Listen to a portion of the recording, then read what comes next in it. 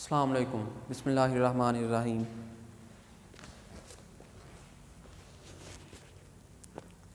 Tenth maths 5.5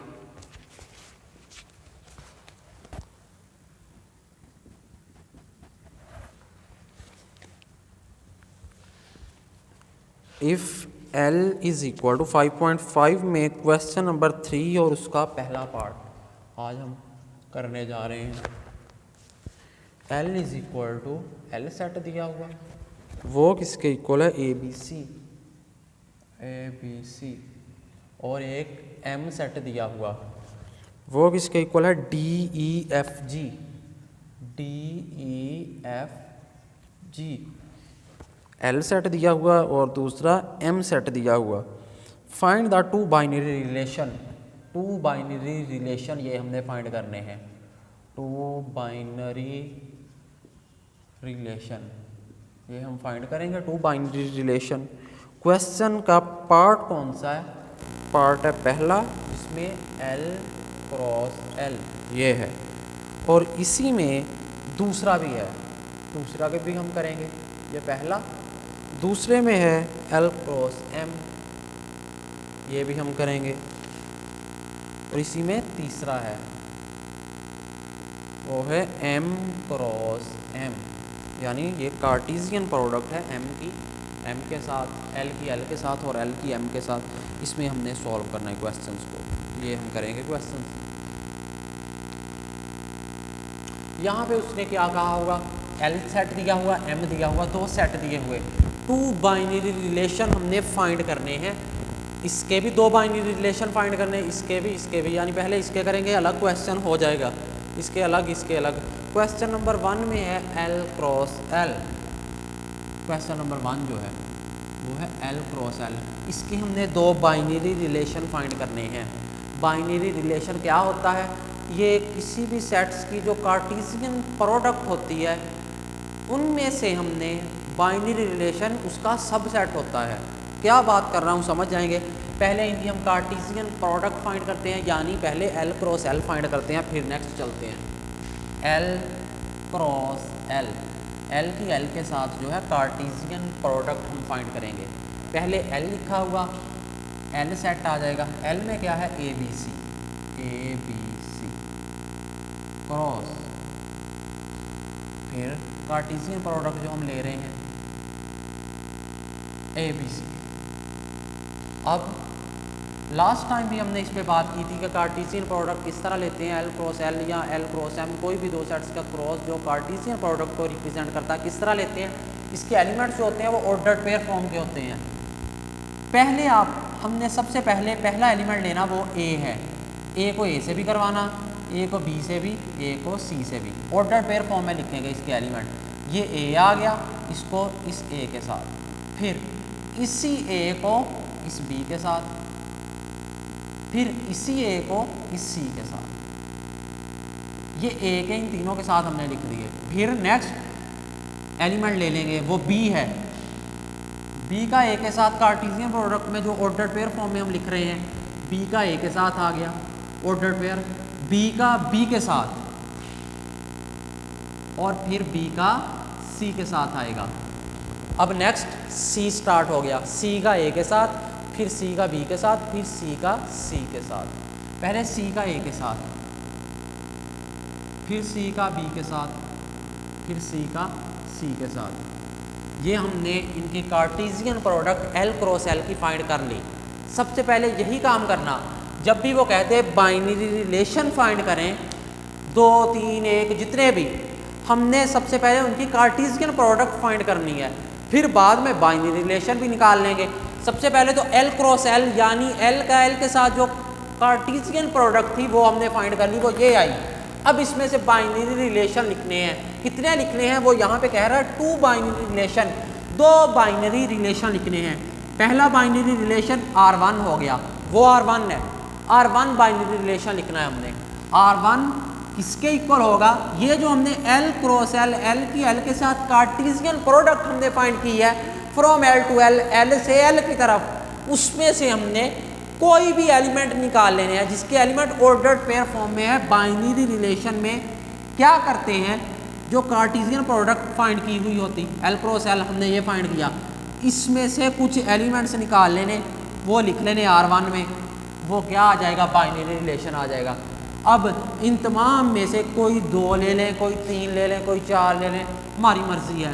पहले 3 ले लें, अगले 3 ले लें, लास्ट 3 ले लें, जिस तरह मर्ज़ी कर लें, या आर्बिट्रेरी ले लें, यानी बीच बीच में से कोई 2-3 लिख लें, वो कार्टेशियन प्रोडक्ट में से जो लेंगे वो बाइनरी रिलेशन बन जाएगा। यानी इनमें से कोई भी ले लें, जो जी चाहता। मैं एक पहला ले लेता हूँ, ए पहला एलिमेंट, ये यानी ये ऑर्डर्ड पेयर फॉर्म में है, ये आ गया। मैंने नेक्स्ट छोड़ दिया, मैंने ये ले लिया AC। अगर नेक्स्ट जो है AC नहीं लेना चाहता, ना लूँ, ये ले लूँ, ये ले लूँ, ये ले लूँ, अपनी मर्ज़ी की बात होती, गलत इसमें कुछ नहीं है। एक मैंने AA ले लिया, AC ले लिया, फिर मैंने BB ले लिया, ये एक बाइनरी रिलेशन लिखा गया। अगर इसमें मैं नेक्स्ट कोई 2-3 और लिखना चाहता हूँ, लिख सकता हूँ, गलत नहीं है। बाइनरी रिलेशन आ गया R1, पहला फाइंड कर लिया बाइनरी रिलेशन। अब दूसरा बाइनरी रिलेशन लेंगे।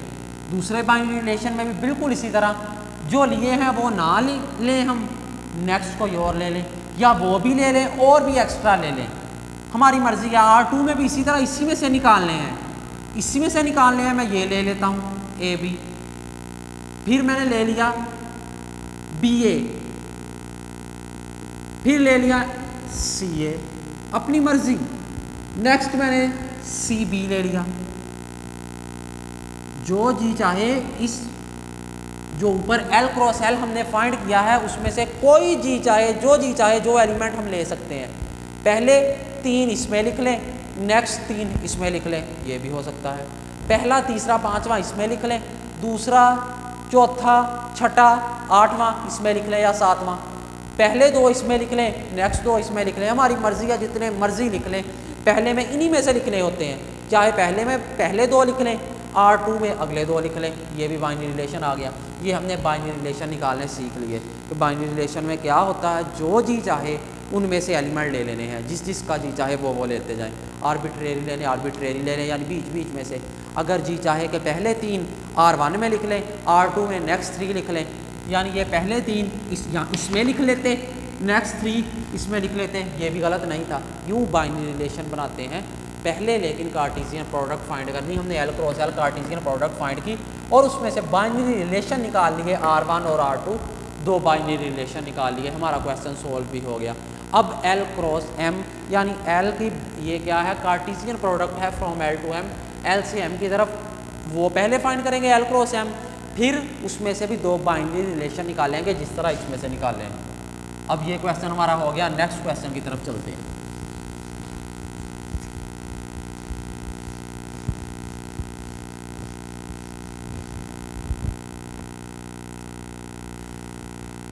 नेक्स्ट क्वेश्चन है Cartesian product from L to M, L cross M is equal to, पहले L लिखा हुआ है, L सेट लिखेंगे। L सेट में क्या है, ABC।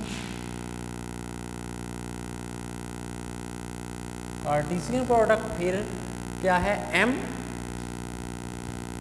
जो कि इक्वल है D, E, F और G के। हमने इनकी क्या करनी है, कार्टेशियन प्रोडक्ट फाइंड करनी है। तो किस तरह करेंगे, इनमें हमें ऑर्डर्ड पेयर फॉर्म में इसमें एलिमेंट आएंगे और पहले सेट का पहला एलिमेंट अगले तमाम के साथ ऑर्डर्ड पेयर बनाने हैं। पहले सेट का पहला एलिमेंट A है, A का D से भी, E से भी, F से भी, G से भी, A D, फिर A E, फिर A F, फिर A G। A के इनके साथ बना लिए। नेक्स्ट B के बनाने हैं इन तमाम के साथ, B D, B D, फिर B E, फिर B F, फिर B G। ये B के ले लिए। अब C की बारी आ गई, B की बारी ख़त्म हो गई, तो आम के साथ हमने ऑर्डर पेयर बना लिए। अब C के साथ बनाने हैं, C D, फिर C E, इसके बाद C का E के बाद C का बनाएंगे F के साथ, C F,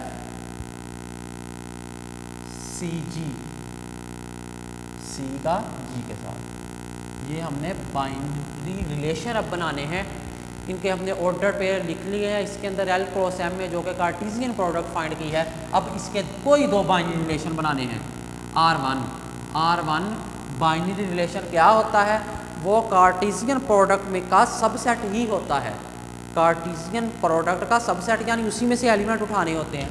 अब इन तमाम में से R1 में कोई 2 लिख रहे हैं, 2 लिख लें, कोई 4, 5, 3 जो मर्जी लिखने हैं लिख लें, इनमें से लेकिन लिखने हैं, शर्त ये है। तो मैं क्या करता हूँ, मैं पहले 3 इसमें लिख लेता हूँ। पहले 3 क्या है? AD, नेक्स्ट AE, उसके बाद AF। ये R1 हमने फाइंड कर लिया। अब नेक्स्ट R2 फाइंड करना। पहले 3 लिख लिए, अब नेक्स्ट 3 लिख लें।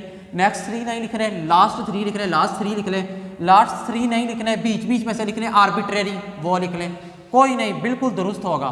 ये मैंने लिख लिया AG के बाद ये लिख लिया CF, और इसके बाद मैंने लिख लिया CG। क्वेश्चन सॉल्व हो गया। अगर मैं ये नहीं लिखना चाहता था, मैं नेक्स्ट 3 लगातार ये भी लिख सकता था, यूं भी हमारा आंसर सॉल्व हो जाना था। हमने R1 भी फाइंड कर लिया और हमने R2 भी फाइंड कर लिया, जिसमें बाइनरी रिलेशन हमने निकाले हैं।